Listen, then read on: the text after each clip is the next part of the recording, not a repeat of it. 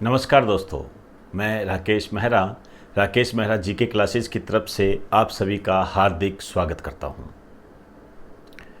स्वागत के बाद आपसे मैं ये चर्चा करना चाहता हूं कि हमने एस्ट्रोनॉमी को पूरा किया है। आपकी तरफ से काफ़ी उसको रेस्पॉन्स मिल रहा है और उसका काफ़ी लोग लाभ भी उठा रहे हैं। अब मैं इसी क्रम को आगे करते हुए जो नेबरिंग कंट्री है, पड़ोसी देश है, उनको लेके जा रहा हूं। अब कई बच्चे सोच रहे होंगे सर ये हमने क्लास में कर रखा है। तो क्लास में तो कई बच्चों ने एस्ट्रोनॉमी भी कर रखी थी। ये जो कोई भी टॉपिक आपके लिए सामने आता है, ये मैं सभी बच्चों को ध्यान में रखकर करता हूं, न कि क्लास के स्टूडेंट। ये बात ध्यान रखें।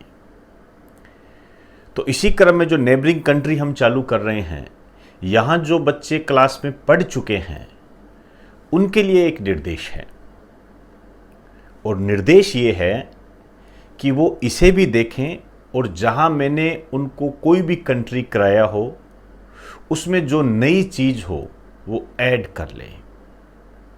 आप जानते हो कि हम जब भी हम कुछ दोबारा करते हैं तो उसमें नया ऐड होता है। इसका कारण हमारा सब्जेक्ट ही है, जीके वास्तव में सब्जेक्ट ही ऐसा है जिसमें अपडेट बहुत ज़रूरी है। अन्य सब्जेक्ट में इस अपडेट की कम आवश्यकता पड़ती है। इसी को ध्यान में रखते हुए जो भी बच्चे नेबरिंग कंट्री, भारत के पड़ोसी देश जो मैंने क्लास में करवाए थे वो कर चुके हैं, उसे ये जो अब मैं आपको उपलब्ध करवा रहा हूँ उसे भी गंभीरता से ले। ये न सोचे कि ये तो हमने कर लिया है। आप एक भी टॉपिक देख लेना, आपको वहाँ पर नई चीज़ें ज़रूर मिलेगी। तो एक तो ये गलती ना करें कि इसको ना देखें। क्लियर? तो ये बातें आपने अपने जहन में ध्यान में रखनी है।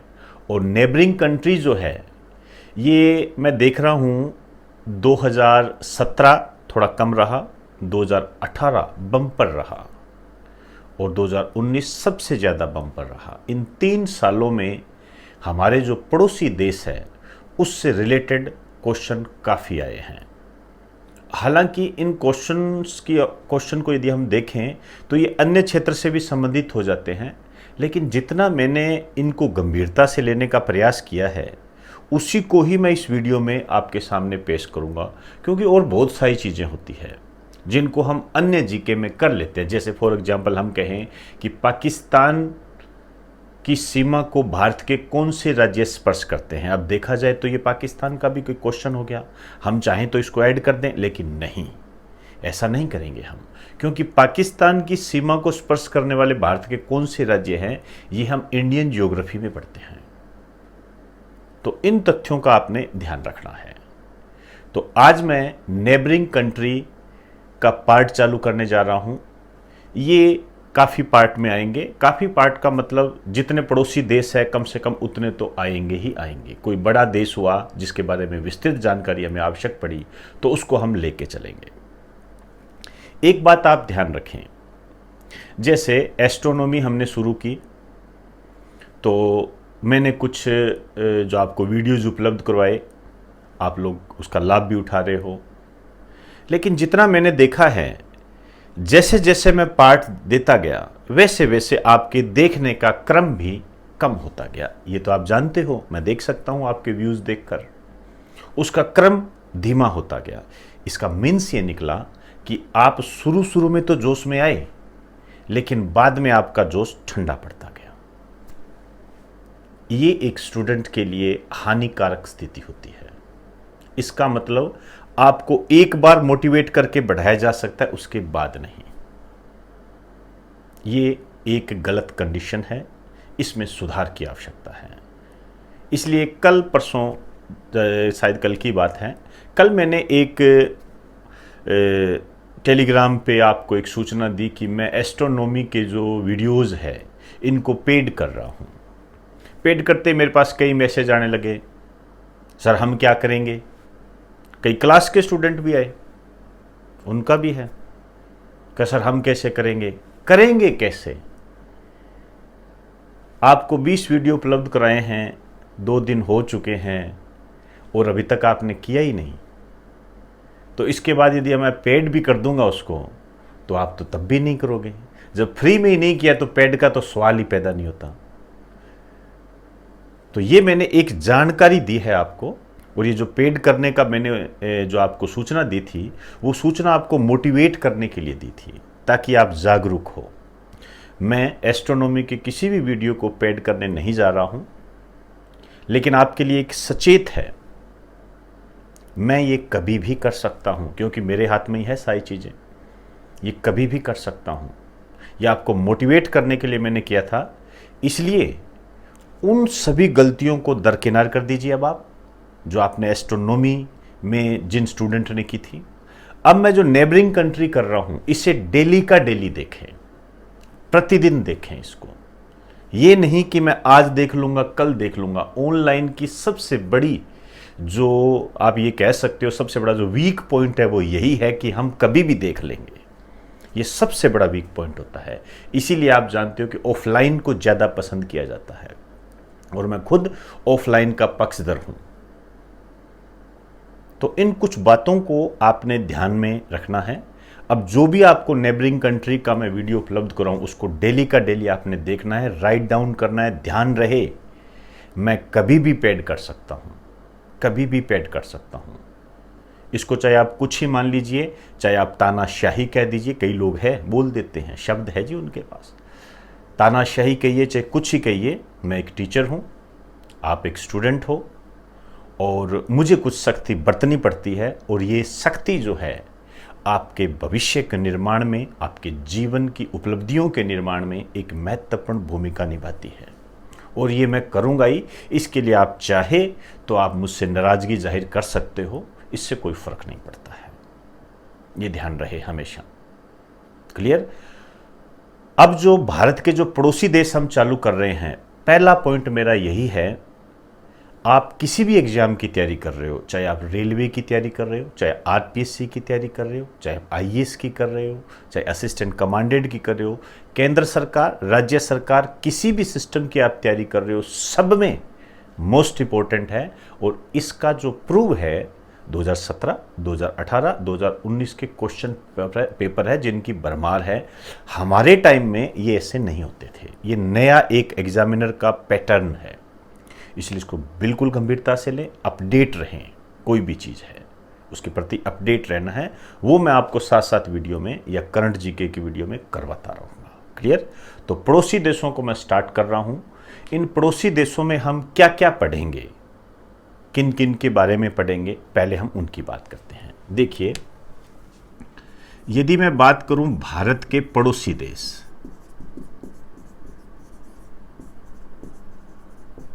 आप सभी जानते हो, वेल नोन हो, भारत के पड़ोसी देश यदि हम देखें, एक तो आपका पाकिस्तान है,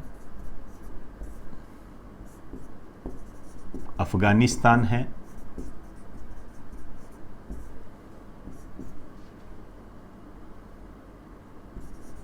चाइना, नेपाल, भूटान, बांग्लादेश, म्यांमार। ये आपके स्थलीय और जलीय सीमा को स्पर्श करते हैं। और 3 देश ऐसे हैं जो जलीय सीमा बनाते हैं, जैसे श्रीलंका है, और मालदीव है, और इंडोनेशिया है। इंडोनेशिया, इन सभी देशों की हम कौन कौन सी बातें करेंगे ये मैं आपको बताना चाहूँगा। इन सभी देशों को लेकर चलेंगे। यदि कोई मेरे से छूट गया हो तो वो भी है इसके अंदर, ये ध्यान रखें। 1 2 3 4 5 6 7 8 9 10, तो कम से कम 10 पार्ट तो इसके आएंगे ही आएंगे। फिर यदि कोई देश है जैसे पाकिस्तान है, ये काफ़ी बड़ा देश है और काफ़ी महत्वपूर्ण भी है हमारे लिए, इस पे थोड़े ज़्यादा पार्ट भी आ सकते हैं, वो देख लेंगे अपने, कोई दिक्कत नहीं है। इसमें हम क्या पढ़ेंगे ये है मुद्दा। सारा नहीं करना, जैसे हम इंडिया पढ़ते हैं वैसे नहीं पढ़ना, पहली बात तो इसका भी ध्यान रखें। ये नहीं है कि जो हम इंडिया में करते जा रहे हैं डिटेल में वैसे नहीं करना, नहीं तो रास्ता गलत हो जाएगा। हमें इसको एक तरीके से करना पड़ेगा, आपके एग्जाम को ध्यान में रखना है। ये नहीं है जैसे भारत का सारा सिस्टम करे जा रहे हो वैसे करने लग गए तो फिर आपको बचाएगा कौन। क्लियर? तो हमने वो, मैं अपने आप आपको बता दूंगा, आप मेरे निर्देशानुसार चलते रहे, अपना कोई निर्देश ना इस्तेमाल करें। क्लियर? तो भारत के जो पड़ोसी देश है इसमें हम जो बात करेंगे, एक तो हम बात करेंगे भौगोलिक स्थिति, इसका जो ज्योग्राफिकल कंडीशन है उसकी हम बात करेंगे। जो फॉर एग्जांपल कुछ भी, राजधानी क्या है, एरिया कितना है, ये सारी बातें इसके अंदर हम करेंगे। भौगोलिक स्थिति, राजनीतिक स्थिति, राजनीतिक स्थिति में आप कह सकते हो जैसे इसकी संसद क्या, संसद कैसी है, संसद का नाम क्या है और कौन संभालता है इसको, जैसे संसद में सदस्य कितने हैं। बांग्लादेश के संबंध में ये क्वेश्चन पूछा भी गया है कि बांग्लादेश की संसद में कितने सदस्य होते हैं, ये भी पूछे गए हैं, तो हमें इनका भी ध्यान रखना पड़ेगा। आर्थिक व सामाजिक स्थिति, इन दोनों टॉपिक्स को मैं साथ में लेके चलूँगा। इसमें आपकी मुद्रा वगैरह हो गई, कौन से इसके अंदर आपके क्या कह सकते हो कि प्रमुख उद्योग कौन सा है। जैसे हम मालदीव की बात करें तो पर्यटन उसका मुख्य उद्योग है। और हम जैसे कला व संस्कृति, कोई नृत्य वगैरह हो, हालांकि पाकिस्तान के संदर्भ में ये ज़्यादा इंपॉर्टेंट बन जाता है।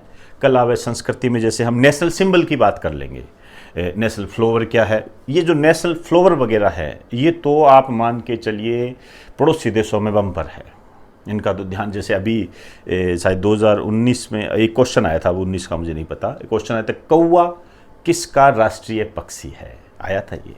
फिर बात को गंभीरता से लेना बेटा, ये चीज़ें ऐसी है जो आपको एक जगह उपलब्ध करवाऊंगा मैं, और जल्दी जल्दी इसको कर लेना, नहीं तो पेड कर दूंगा।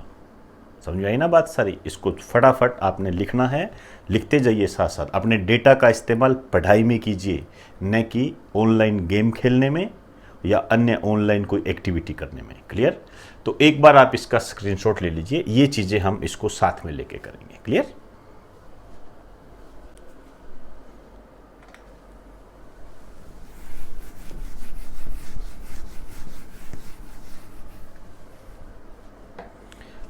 अब इस बेसिक स्ट्रक्चर के बाद मैं आपसे जो पहला देश है वो स्टार्ट करने जा रहा हूँ, और जो हमारे साथ समुद्री सीमा बनाता है। हर देश इंपॉर्टेंट है, आप ऐसे मत समझिए कि पहले ये क्यों ले लिया, पहले ले लूँ चाहे लास्ट में ले लूँ, करना तो पड़ेगा ही, तो आप तो करते जाइए।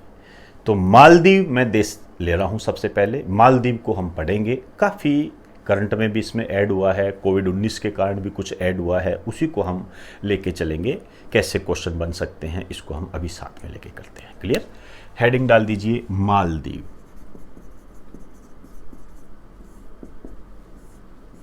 मालदीव, अब देखिए ये जो मालदीव है ये एक द्वीपीय देश है। अब द्वीप बहुत टाइप के होते हैं, प्रवाल द्वीप से संबंधित कह सकते हो आप लिखिए द्वीपीय देश,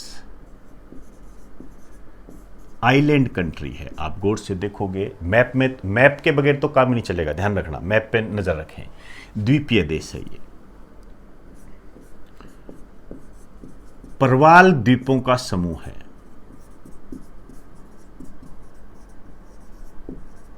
इसको कोरल रीफ बोलते हैं।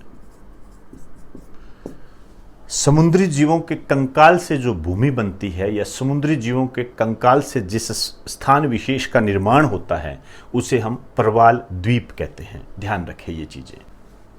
यदि हम प्राकृतिक द्वीप की बात करें, नेचुरल, तो टोटल 26 बताएं। ध्यान रखें बहुत सारे द्वीप हैं यहाँ पर, लेकिन मैं यहाँ पर किसकी बात कर रहा हूँ? प्राकृतिक द्वीप की बात करें। वो 26 के आसपास माने गए हैं। तो प्रवाल द्वीप है, जैसे हम कहें भारत के संदर्भ में तो लक्षद्वीप एक प्रवाल द्वीप है, अंडमान निकोबार एक प्रवाल द्वीप है, उसी तरीके से मालदीव एक प्रवाल द्वीप है। अब यदि हम बात करें महाद्वीप, इसका जो कॉन्टिनेंट है एशिया महाद्वीप का है ये, क्लियर। और पर्टिकुलरली हम इसकी स्थिति की बात करें तो हम कह सकते हैं ये दक्षिणी एशिया का है, क्लियर। अब हम इसको इंडिया से जोड़कर देखेंगे। जैसे हम आपसे कहें ये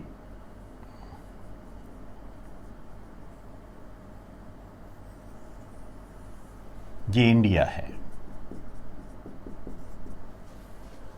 क्लियर। और यहां पर जो है ये मालदीव है, इस टाइप से बना हुआ है ये, ऐसे आपसे कैसे बना लीजिए। ऐसा कुछ नहीं है कि जो मैप में दे रखा है उसी को ही आपने हाईलाइट करना है, साथ साथ बढ़ाते जाएं इसको। ये इस टाइप का मालदीव है, ऐसे छोटे मोटे द्वीप, बहुत सारे द्वीप है, रिप्रेजेंट करने का अपना एक तरीका है। और ये जो है इधर आप एक बना दीजिए माले, ये जो माले है ये मालदीव की राजधानी है, कैपिटल ऑफ मालदीव, क्लियर। और इसके ऊपर की तरफ यदि हम जाते हैं तो ये एक द्वीप पड़ता है मिनिकॉय, ये अपना ही है। और ये लक्षद्वीप का एक द्वीप है, इस साइड में लक्षद्वीप है, थोड़ा ऊपर नीचे हो जाए तो कोई बड़ी बड़ी बात नहीं है, ध्यान रखें, कई बाद में मैसेज करोगे। ये लक्षद्वीप है और ये जो मिनिकॉय है ये लक्षद्वीप का ही एक द्वीप है। यहां पर कुछ चैनल है, उनका आपने ध्यान रखना है। जैसे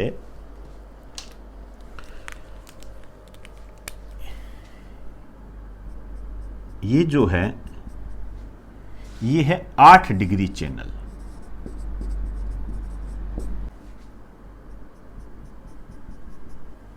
और ये है 9 डिग्री चैनल, ये ध्यान रखना। कई बार हम कंफ्यूज होते हैं 8 और 9 में, ध्यान रखना। हमेशा नीचे से ऊपर की तरफ जाएंगे। आप देखिए ऊपर 10, 11, 12 करते करते यहाँ पर 23.5 कर्क रेखा आ जाती है, हम बढ़ते हैं ना। तो 9 डिग्री चैनल किन के बीच में है, ये क्वेश्चन आए हुए हैं। 9 डिग्री चैनल लक्षद्वीप और मिनिकॉय के बीच में है, पहला क्वेश्चन। 8 डिग्री चैनल किन के बीच में है, मिनिकॉय और मालदीव के बीच में है। समझ आई मेरी बात सारी। मिनिकॉय और मालदीव, ये 2 चैनल्स का आपने ध्यान रखना है। तो भौगोलिक स्थिति है ये। अब देखिए अब है कहां, जब हम कह रहे हैं कि ये द्वीपीय देश है, इसका मतलब द्वीप, आइलैंड कंट्री है। आइलैंड कंट्री, आइलैंड क्या होते हैं आप जानते हो, जिसके चारों तरफ पानी है। तो ये चारों तरफ पानी ये रहा आपके, इसको बहुत गंभीरता से करना है। कई बार हम इस कंफ्यूज रहते हैं इसके अंदर। देखिए पूरा ओवरऑल जो है ये आपका ये हिंद महासागर है,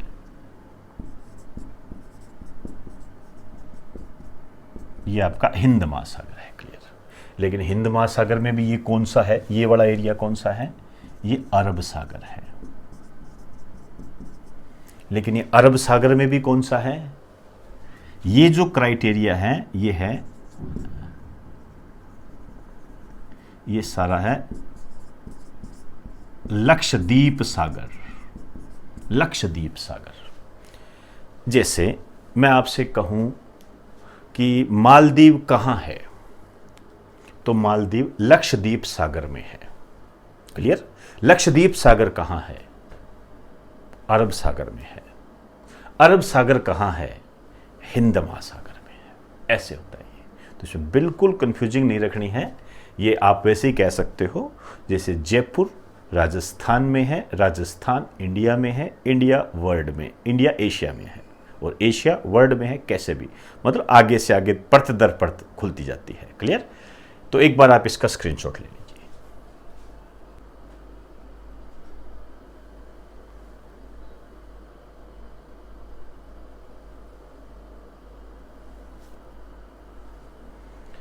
अब देखिए एक शायद हेडिंग लगाना भूल गए, ये महाद्वीप जहां मैंने लिखाया था यहां पर एक हेडिंग लिख दीजिए भौगोलिक स्थिति। हम इसकी भौगोलिक स्थिति की बात कर रहे हैं। भौगोलिक स्थिति में जो हमने बात की है, महाद्वीप की बात की है और इसकी स्थिति को देखा है हमने। क्लियर। अब भौगोलिक स्थिति में ही आगे आ जाइए और भौगोलिक स्थिति में लिखिए एरिया, क्षेत्रफल 298 वर्ग किलोमीटर। ध्यान रखें, अब क्षेत्रफल की दृष्टि से एक क्वेश्चन बन जाता है।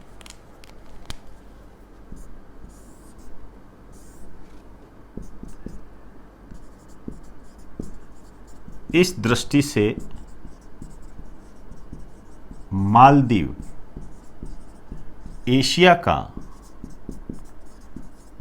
सबसे छोटा देश है।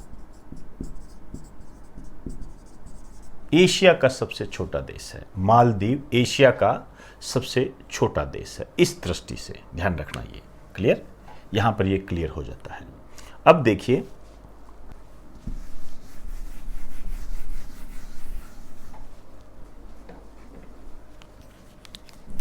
जनसंख्या,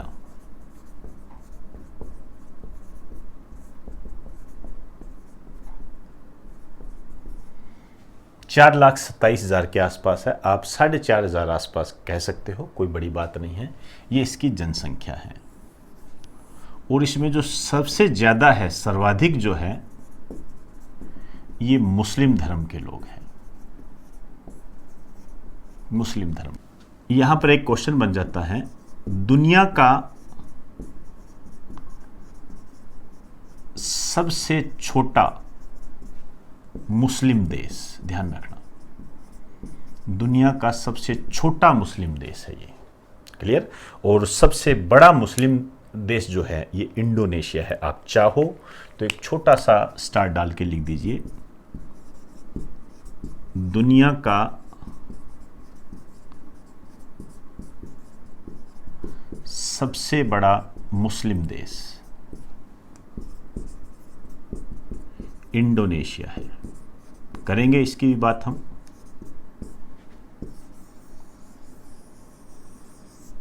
इसको अलग से हाईलाइट रखें। इसमें जो साक्षरता है 98% है। ये एक बहुत बड़ी उपलब्धि है, ध्यान रखना, बहुत बड़ी उपलब्धि है। अब देखिए दुनिया का सबसे लघुत्तम उच्चतम बिंदु वाला देश। यह अच्छा क्वेश्चन है। इंग्लिश में आप इसको कैसे, लघुत्तम मतलब स्मॉलेस्ट, निचला। निचला, यहां लघुत्तम को यदि इंग्लिश में देखेंगे तो स्मॉलेस्ट आ जाता है, निचला। आप ये कह सकते हो दुनिया का सबसे निचला देश, नीचे की तरफ, जैसे हम कहते हैं समुद्र से ऊंचाई, ये समुद्र से इतना ऊंचा है, ये इतना है, वैसे। तो ब्रैकेट में लिखिए दुनिया का सबसे निचला देश। ध्यान रखना, आप इस पर ध्यान दें। तो हमने भौगोलिक स्थिति में कई बातें की है। महाद्वीप है एशिया, फिर हमने इसके मैप को देखकर हमने कुछ क्वेश्चन को सोल्व किया। माली राजधानी, ये 298 वर्ग किलोमीटर, 300 माइल। ये याद रखने की जरूरत नहीं है, ध्यान रखें। आपसे कोई ऐसा क्वेश्चन नहीं बनेगा कि मालदीव का क्षेत्रफल कितना है, जनसंख्या कितनी है, ऐसा नहीं है। ये जो पॉइंट्स निकाले हैं ना, दुनिया का सबसे छोटा मुस्लिम देश है, ये आपके काम की चीजें होती है। क्लियर। तो एक बार आप इसका स्क्रीनशॉट ले लीजिए।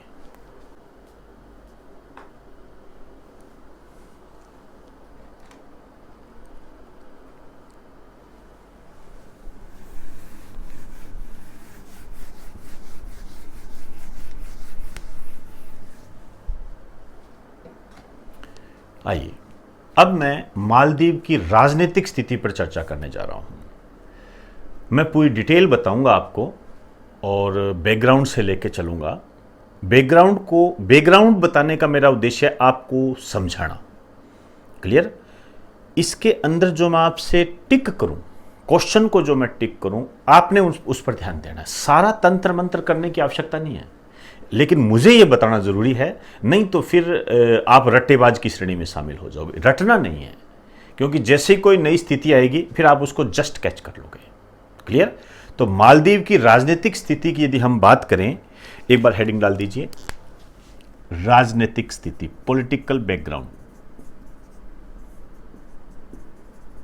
राजनीतिक स्थिति। देखिए, मैं शुरू से लेकर वर्तमान आज की डेट तक जोड़ूंगा और जिस पर मैं टिक करूं उस पर आपने ध्यान देना है। क्लियर? और कहानी है, समझते जाइए। यदि हम शुरू में बात करें तो मालदीव में प्रारंभ में राजतंत्र था। क्लियर? राजतंत्र था मालदीव में प्रारंभ में। राजतंत्र मतलब राजा का शासन था। यहां के जो शासक थे, जो राजा कह सकते हो, सुल्तान कह सकते हो, बहुत सारे राजा हुए, लेकिन मैं बेसिकली वर्तमान से जोड़ने का प्रयास करूंगा। उनका नाम था मोहम्मद फरीद दीदी। मोहम्मद फरीद दीदी। इनका राजतंत्र चल रहा था, इनका शासन चल रहा था। उसके बाद में ब्रिटेन के अधीन आ गया ये, और ब्रिटेन ने धीरे धीरे इस पर कब्जा कर लिया। तो ब्रिटेन से आजाद कब हुआ ये?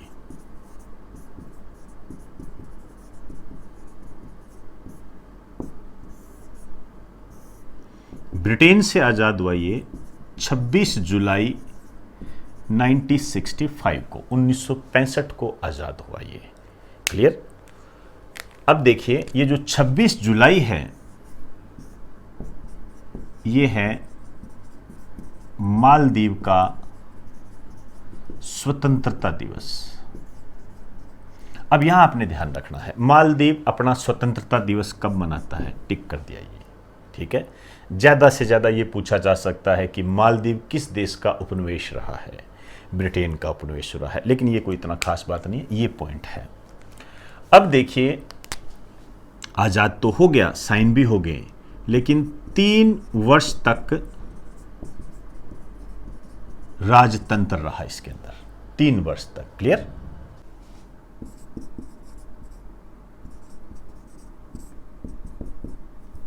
इसमें जो राजतंत्र बाद में समाप्त हुआ 11 नवंबर 1968 को। अब एक ये क्वेश्चन है, मालदीव में राजतंत्र कब स्थापित हुआ था? क्लियर? तो 11 नवंबर 1968 को। अब देखिए, जैसे ही राजतंत्र स्थापित हुआ, राष्ट्रपति बने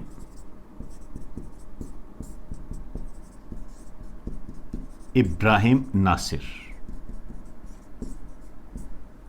अब यहां एक बात ध्यान रखना, ये जो इब्राहिम नासिर राष्ट्रपति बने थे, ये चुने नहीं गए थे, इन्हें नॉमिनेट किया गया था, मतलब चुनाव नहीं हुए थे यहां पर। क्लियर? ये ध्यान रखें। तो इब्राहिम नासिर के संबंध में आपने ये ध्यान रखना है, ये है मालदीव के प्रथम राष्ट्रपति, फर्स्ट प्रेसिडेंट ऑफ मालदीव। अब ये इंपॉर्टेंट है, जो मैं टिक करा रहा हूं उस पर आपने ध्यान रखना है। चलता गया इनका भी सिस्टम, काफी शासन किया इन्होंने। उसके बाद में विरोध हुए, विरोधों के कारण विरोधाभास जो भी पैदा हुए, उसके परिणाम स्वरूप इसके बाद में जो राष्ट्रपति आए वो आए अब्दुल गयूम। अब्दुल गयूम राष्ट्रपति आए। अब ये जो अब्दुल गयूम राष्ट्रपति आए, ये इन्होंने लगभग 30 वर्षों तक शासन किया था, अब्दुल गयूम। तो इनके साथ एक क्वेश्चन बन जाता है, सर्वाधिक अवधि तक रहने वाले राष्ट्रपति।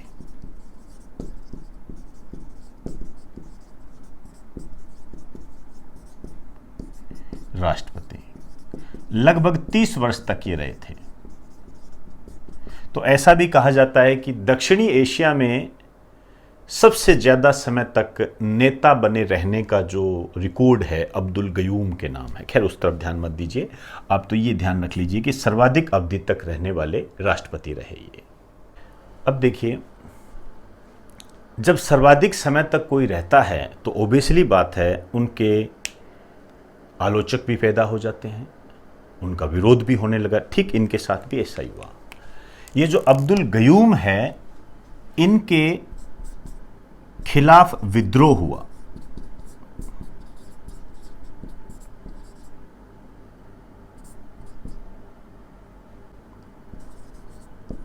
मोहम्मद इब्राहिम लुत्फी ने किया था। ये मोहम्मद इब्राहिम लुत्फी, ये अलग है, ये अलग है, ध्यान रखना। इब्राहिम लुत्फी है, ये छोटे से व्यापारी थे। इन्होंने विद्रोह किया था, और ये जो विद्रोह किया था लिट्टे के सहयोग से, मतलब लिट्टे इनके साथ में था, लिट्टे इनके साथ में था।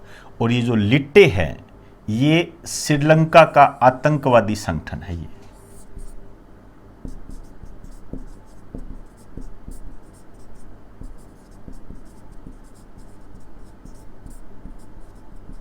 श्रीलंका का आतंकवादी संगठन है। क्लियर? अब देखिए, लिट्टे के सहयोग से मोहम्मद इब्राहिम लुत्फी ने विद्रोह तो कर दिया, और विद्रोह काफ़ी खतरनाक भी था। इसके तहत ये सत्ता से हट भी सकते थे, लेकिन यहाँ पर अब्दुल गयूम जो है, इनका सहयोग किया था भारत सरकार ने। भारत सरकार ने सहयोग किया था अब्दुल गयूम का, और इसके लिए भारत ने चलाया था एक ऑपरेशन कैक्टस। ऑपरेशन कैक्टस चलाया था भारत ने। 1988 के आसपास की बात है, राजीव गांधी का काल था ये। इसके तहत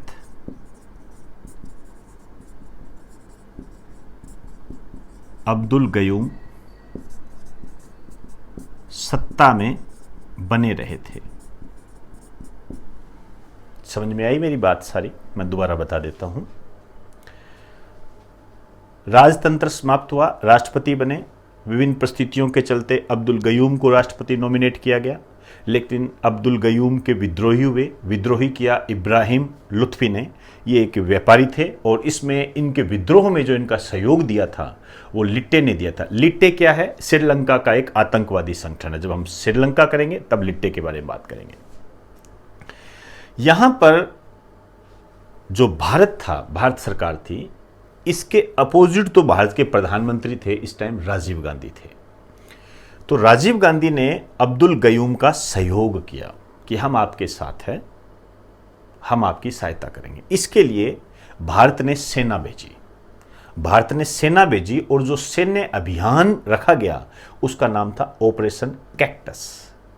ऑपरेशन कैक्टस के कारण लिट्टे और मोहम्मद इब्राहिम लुत्फी को पीछे हटना पड़ा, और अब्दुल गयूम सत्ता में बने रहे। तो अब यहां आपके जो क्वेश्चन बनता है वो है ऑपरेशन कैक्टस। ये ऑपरेशन कैक्टस का संबंध किससे है? भारत मालदीव संबंध से है।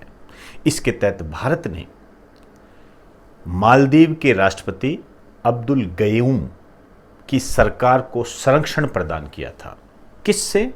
लिट्टे और इब्राहिम लुत्फी से। क्लियर?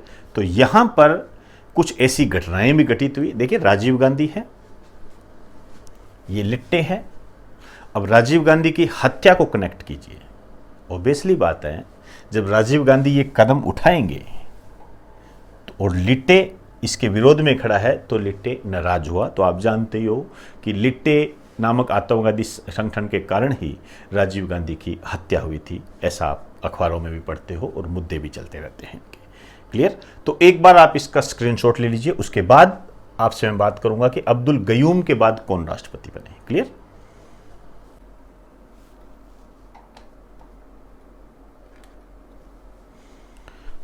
अब देखिए, अब्दुल गयूम की ही एक बात करनी है हमने, वैसे ही सर्वाधिक समय तक रहे थे। अब्दुल गयूम के नीचे लिखना, यहां पर आप यहां पर लिखें। क्लियर?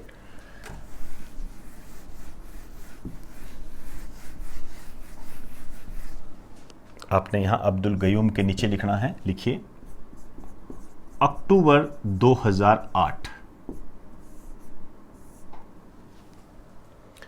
यहां पर अब्दुल गयूम ने मालदीव में लोकतंत्र की स्थापना की। लोकतंत्र मतलब डेमोक्रेसी, जिसमें बहुत सारे दल बन सकते हैं। तो यहां आप कह सकते हो मालदीव में बहुदलीय लोकतंत्र की स्थापना। यहां पर आपसे क्वेश्चन बनता है कि मालदीव में लोकतंत्र कब स्थापित हुआ था। देखिए, इससे पहले जो भी राष्ट्रपति बने वो जनता के द्वारा नहीं चुने गए थे, ध्यान रखना, वो नॉमिनेट हो रहे थे आगे। तो बहुदलीय लोकतंत्र की जो स्थापना है ये अक्टूबर 2008 में हुई। क्लियर। अब देखिए, यहां पर चुनाव हुए अक्टूबर 2008 में हुए थे ये, और आप कह सकते हो कि मालदीव में पहले लोकतांत्रिक चुनाव थे, ये डेमोक्रेटिक इलेक्शन थे। क्लियर। अब ये किन के बीच में हुए?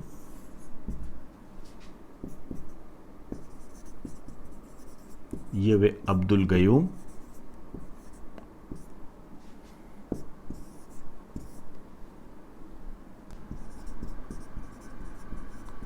मोहम्मद नशीद। अब इसमें जो ये मोहम्मद नशीद है ये विजेता रहे, और ये बने मालदीव के प्रथम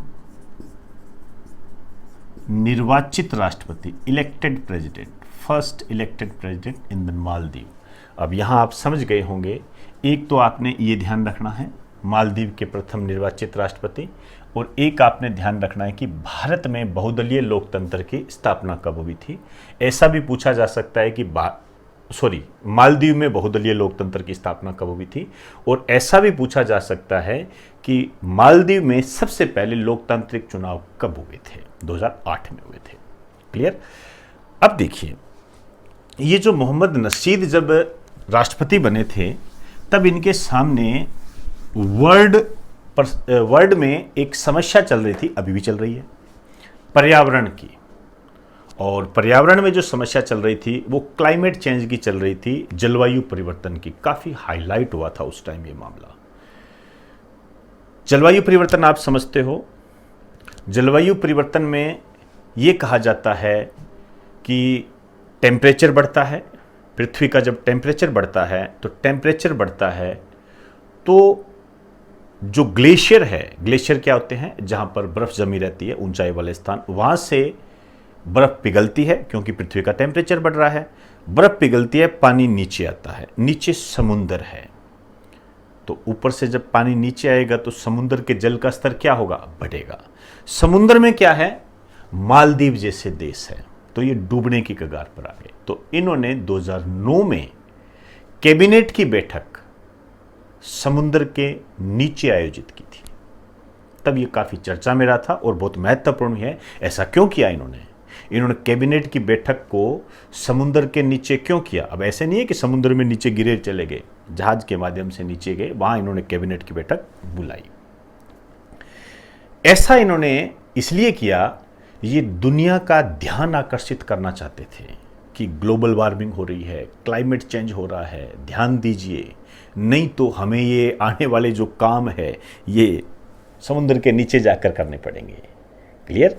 तो एक लाइन इनके बारे में लिखिए, मोहम्मद नशीद के बारे में। इन्होंने अक्टूबर 2009 में कैबिनेट की बैठक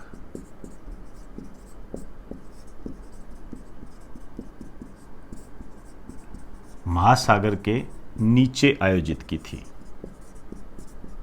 अब महासागर कौन सा है ये तो आप समझ गए होंगे, बताऊंगा भी नहीं। अब इसी घटनाक्रम के चलते अब पार्टियां हैं, चलती रहती है, वाद विवाद, आरोप प्रत्यारोप सब चलते रहते हैं। वहां पर हमें जानने की कोई आवश्यकता नहीं है।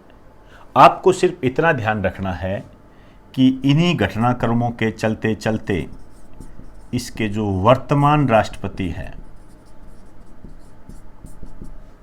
ये है मोहम्मद सोली, ये वर्तमान राष्ट्रपति है। ये तो इंपॉर्टेंट है ही, कहने वाली बात ही नहीं है कोई। वर्तमान राष्ट्रपति, प्रथम निर्वाचित राष्ट्रपति और वैसे प्रथम राष्ट्रपति, सर्वाधिक समय तक रहने वाले राष्ट्रपति, ये 4 पॉइंट्स आपने ध्यान रखने हैं। अब देखिए, राष्ट्रपति जो शासन करता है वो एक संसद के माध्यम से करता है, और इस संसद में कितने सदस्य होते हैं, इस संसद को हम क्या कहते हैं, इसकी अभी हम बात करेंगे। एक बार आप इसका स्क्रीनशॉट ले लीजिए।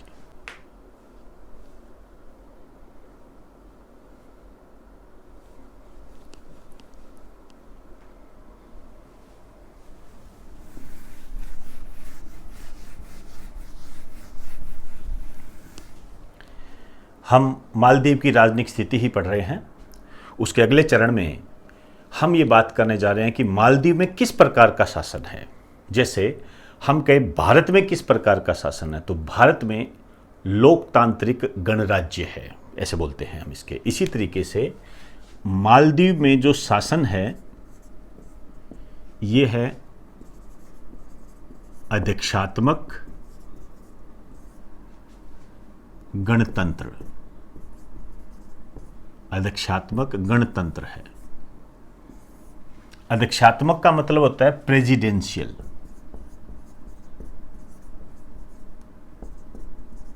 मतलब राष्ट्रपति होगा।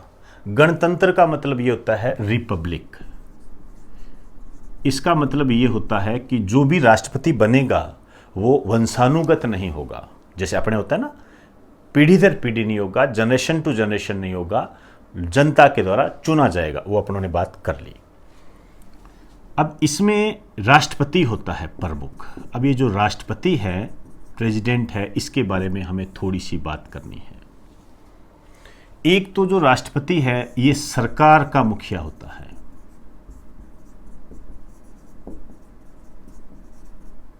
सरकार का मुखिया होता है।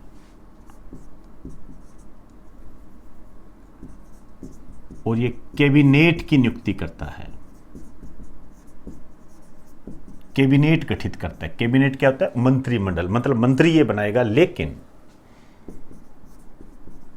संसद से मंजूरी आवश्यक होती है।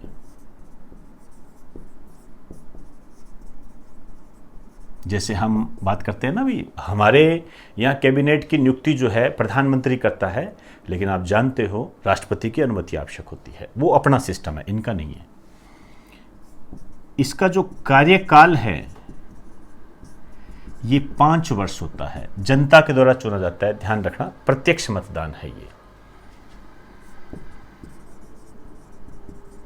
इसका जो चुनाव होता है डायरेक्ट वोटिंग होती है, मतलब जनता चुनती है। हमारे ऐसा नहीं है।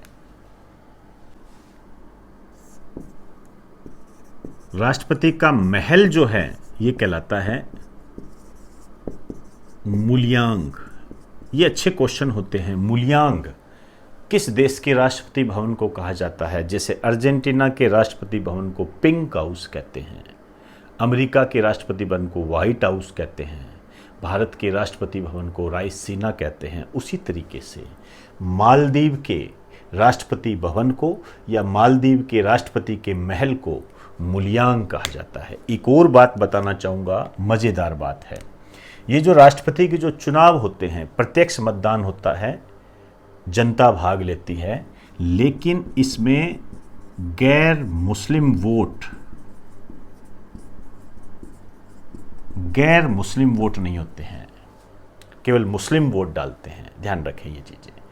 अब देखिए, इसकी जो संसद है उसे हम कहते हैं मजलिस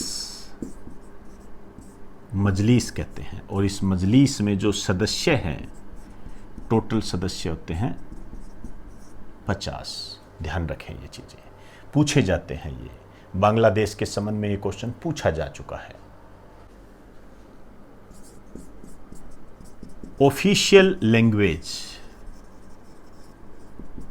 ये है दिवेही, इसकी ऑफिशियल लैंग्वेज दिहेवी है। और प्रांत जो है, प्रांत को प्रोविंस बोलते हैं, 7, टोटल प्रांत 7 है। अब देखिए, हम देखें आगे, प्रांत 7 हो गए, ऑफिशियल लैंग्वेज हो गई, संसद मजलिस सदस्य हो गए। अब देखिए एक शब्द है, उसको हम कहते हैं एडुवेरीन।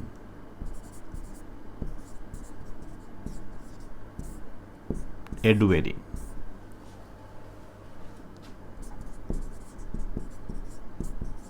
भारत व मालदीव के मध्य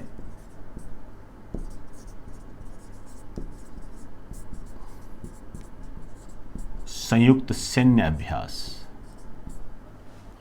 एडुवेरीन, हम जो भी सैन्य अभ्यास करते हैं उसको हम एडुवेरीन नाम देते हैं। आपके यहां से क्वेश्चन ये बनता है, एडुवेरीन किन देशों के मध्य एक सैन्य अभ्यास है? ऑप्शन में देता है भारत और इंडोनेशिया, भारत और सिंगापुर, भारत और मालदीव, भारत और नेपाल, इस तरीके से क्वेश्चन देते हैं। तो एडुवेरीन जो है भारत और मालदीव के मध्य एक संयुक्त सैन्य अभ्यास है। तो एक बार आप इसका स्क्रीनशॉट ले लीजिए।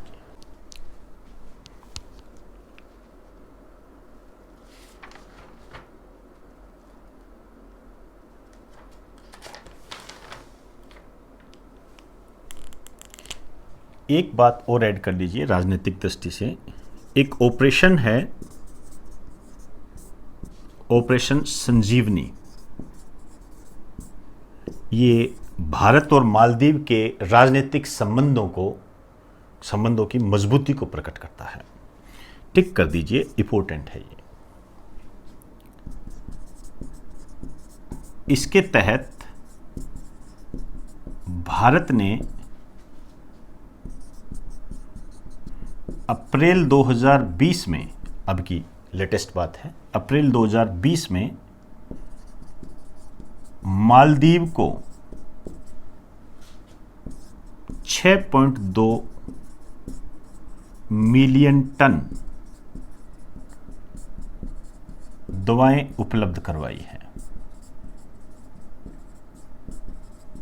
6.2 मिलियन टन दवाएं उपलब्ध करवाई है। तो ये ध्यान रखना, करंट का भी है, कोविड-19 के तहत है ये। आप चाहो तो कोविड-19 के जो अपडेट है उसमें भी इसको आप डाल सकते हो। ऑपरेशन संजीवनी, अभी तक हमारे सामने 2 ऑपरेशन आए हैं, ऑपरेशन संजीवनी और ऑपरेशन कैक्टस। एक और ऑपरेशन आएगा मालदीव के संबंध में, वो भी काफी महत्वपूर्ण है। तो एक बार आप इसका स्क्रीनशॉट ले लीजिए।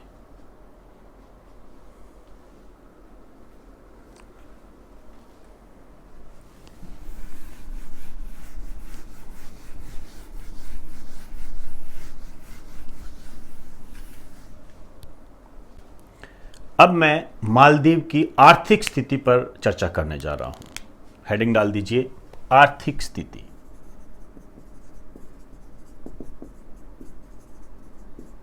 या दोनों डाल दीजिए, आर्थिक व सामाजिक स्थिति।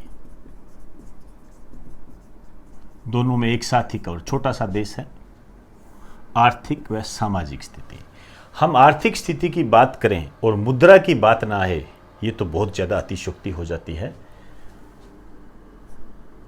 इसकी जो मुद्रा है, करेंसी, ये है रुफिया। ध्यान रखना, रुफिया, नोट रुपया, रुफिया इसकी मुद्रा है, करेंसी है इसकी मुद्रा।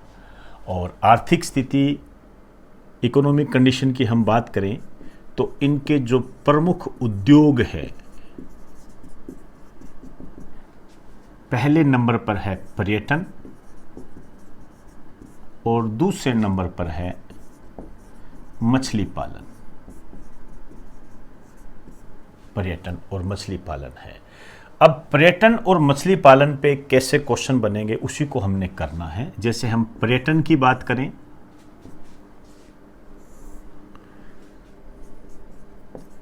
सुल्तान पार्क,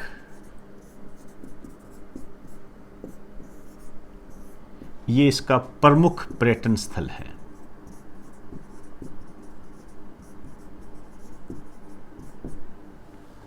क्लियर? एक हम इसकी नेक्स्ट बात करते हैं,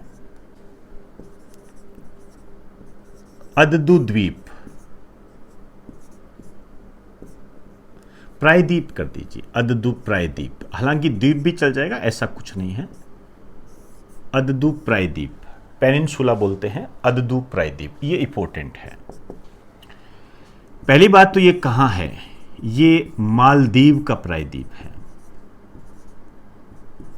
पेनिनसुला ऑफ मालदीव। यहां पर अभी लेटेस्ट फरवरी 2020 में भारत और मालदीव के बीच में एक समझौता हुआ है कि इस प्रायद्वीप पर पर्यटन जोन स्थापित किया जाएगा। यहां पर भारत और मालदीव आपस में मिलकर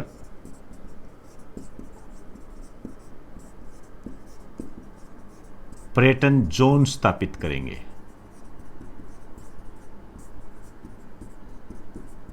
पर्यटन जोन स्थापित करेंगे। क्लियर? फरवरी 2020 में समझौता। अब देखिए, एक और इसका प्रमुख आकर्षण है पर्यटन में,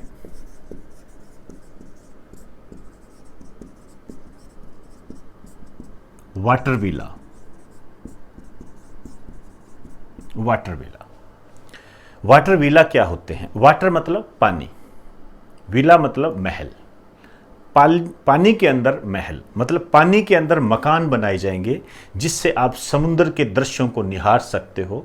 उसके अंदर जो शार्क मछली है, ब्लू व्हेल है, तरह तरह का जो सिस्टम है समुद्र का, उसको देखकर आप आनंदित हो सकते हो। ये विला बनाया जाएगा, ठीक है, वहां बने हुए हैं, सॉरी। और सर्वाधिक वाटर विला वाला देश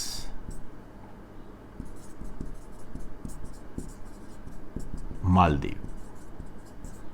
ये एक इंटरेस्टिंग फैक्ट है। और तो और आपको एक मजेदार बात बताऊं, अभी एक बात हुई है 2019 में, नीति आयोग 2019 में नीति आयोग ने ये कहा है कि लक्षद्वीप और अंडमान निकोबार में वाटर विला स्थापित किए जाएंगे। वाटर विला हम बनाएंगे, पर्यटन से संबंधित है। एक छोटा सा नोट डाल दीजिए।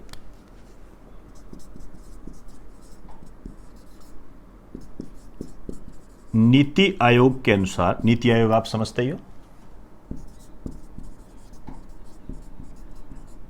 अनुसार लक्षद्वीप व अंडमान निकोबार में वाटर विला प्रस्तावित है। ध्यान रखना, प्रस्तावित है, बनाए जाएंगे, आप बना मत देना, प्रस्तावित है। उद्देश्य वही, पर्यटन को बढ़ावा। तो पर्यटन को मजबूत करने की दृष्टि से हम मालदीव की तर्ज पर लक्षद्वीप और अंडमान निकोबार में वाटर विला बनाएंगे। क्लियर? अब देखिए, मछली पालन इसका दूसरा प्रमुख उद्योग कह सकते हो आप।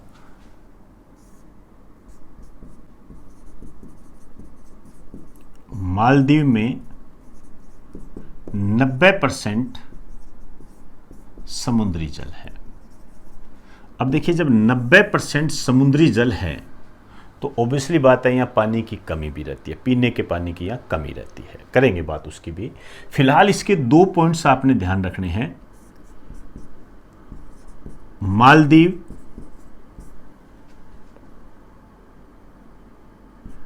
विश्व के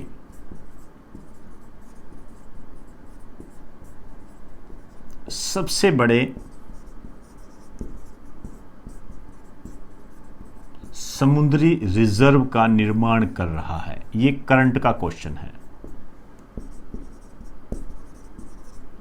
सबसे बड़े समुद्री रिजर्व का निर्माण कर रहा है। समुद्री रिजर्व क्या होता है? नाम, समुद्र को रिजर्व करना। रिजर्व मतलब संरक्षित करना। क्यों करना? पर्यावरण अनुकूल बनाने के लिए, पर्यावरण प्रदूषण ना हो, समुद्र दूषित ना हो, इसके लिए। यहाँ पर कई बातें हैं, जैसे पर्यावरण अनुकूल मछलियां पकड़ने की अनुमति दी जाएगी। उन्हीं क्षेत्रों में मछलियां पकड़ने की अनुमति दी जाएगी जहां पर आप मछली पकड़ने के लिए अनुकूल हो। जहां पर मछलियां कम होगी या जहां पर इनकी कमी देखी जाएगी वहां पर मनाही होगी। तो आप एक बात लिख दीजिए, यहां पर जो इसका उद्देश्य है ये है पर्यावरण संरक्षण।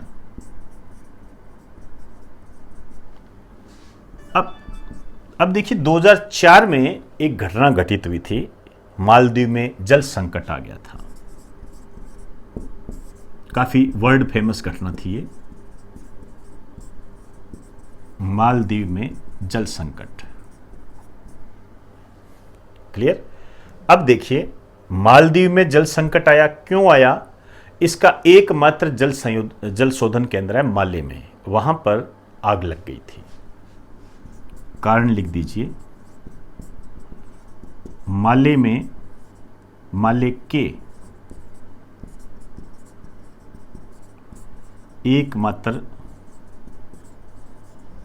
वाटर प्योर प्लांट जल शोधन संयंत्र में आग लग जाने के कारण।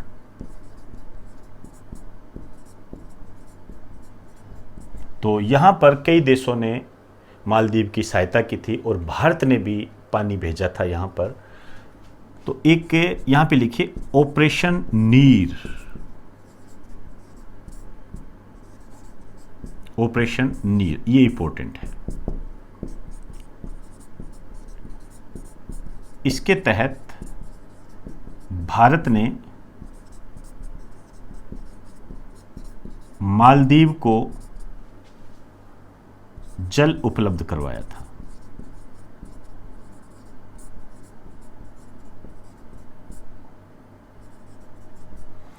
विमानों के माध्यम से जहाज भेजे थे, तो उसके माध्यम से हमने काफ़ी टन मात्रा में यहाँ पर जल समस्या का निवारण करने का प्रयास किया था ऑपरेशन नीर के तहत। तो ऑपरेशन नीर, ऑपरेशन कैक्टस और ऑपरेशन संजीवनी, इसका आप ध्यान रखेंगे। क्लियर? तो एक बार आप इसका स्क्रीनशॉट ले लीजिए।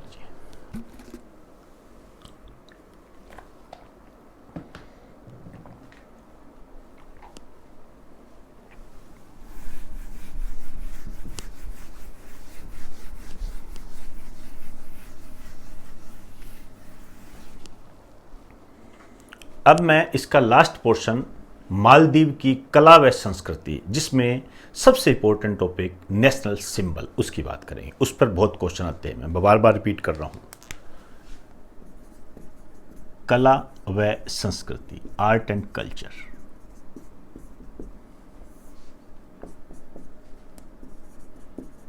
देखिए मालदीव का प्रसिद्ध आदिवासी नृत्य, एक नृत्य है बोंडो। हालांकि बोडो एक भाषा भी होती है, बोंडो। देखिए इसका प्रदर्शन जो होता है, प्रदर्शन हुआ था, ये करंट की बात बता रहा हूं।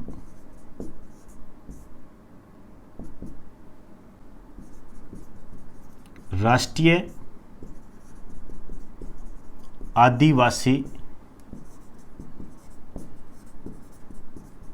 नृत्य महोत्सव में इसका प्रदर्शन हुआ था। ये काफ़ी चर्चा में रहा था और आपको जानकर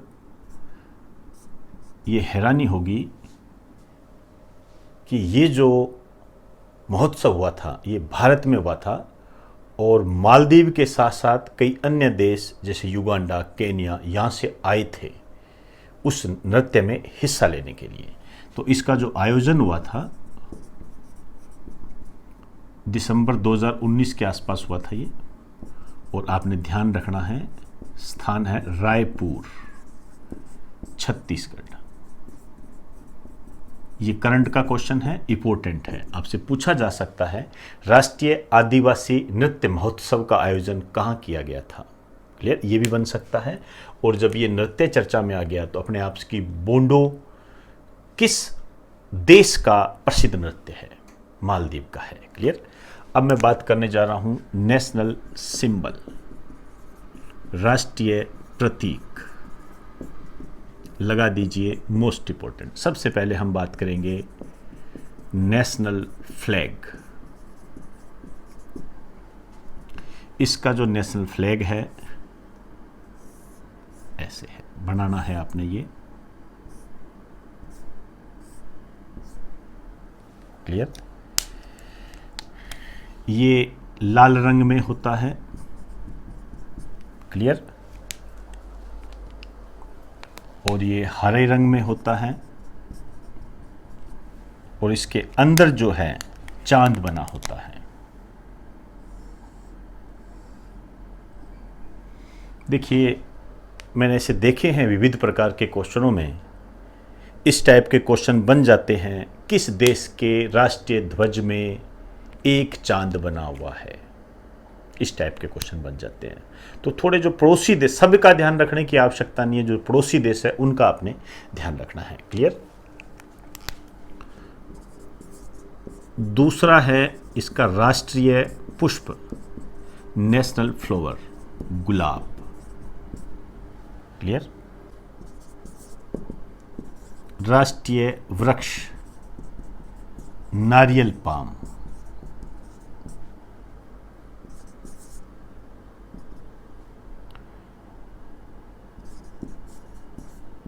पक्षी, सफेद ब्रिस्टेड वाटर हैन।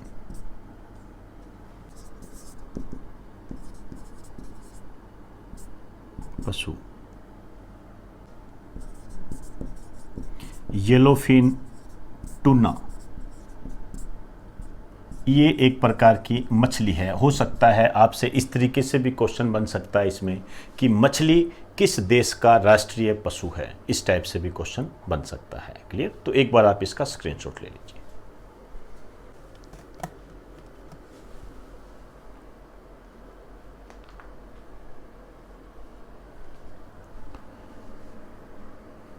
तो दोस्तों, आज हमने नेबरिंग कंट्री के तहत सबसे पहला देश मालदीव किया है। इस मालदीव को मैंने पूर्ण रूप से एक्सप्लेन करने का प्रयास किया है। ये आपके एग्ज़ाम की दृष्टि से सफिशिएंट है, लेकिन इसके अंदर आपको समय समय पर अपडेट करता रहना पड़ेगा। अपडेट के लिए आपको जो भी मैं करंट जीके डेली का डेली जो अवेलेबल करा रहा हूँ, उसमें आप इसकी हेल्प ले सकते हो। और वास्तव में आपको बताता भी रहता हूं मैं कि ये वहां जाकर ऐड कर दीजिए। अब आप ऐड करते हो नहीं करते हो, ये आप लोगों की अपनी समस्याएं होती है, आप लोगों की अपनी रिक्वायरमेंट होती है, उस आधार पर आप डिसीजन ले सकते हो। तो दोस्तों, मालदीव इस पार्ट में कंप्लीट होता है। इसी के साथ इस पार्ट को मैं यहीं समाप्त करना चाहूँगा। नमस्कार।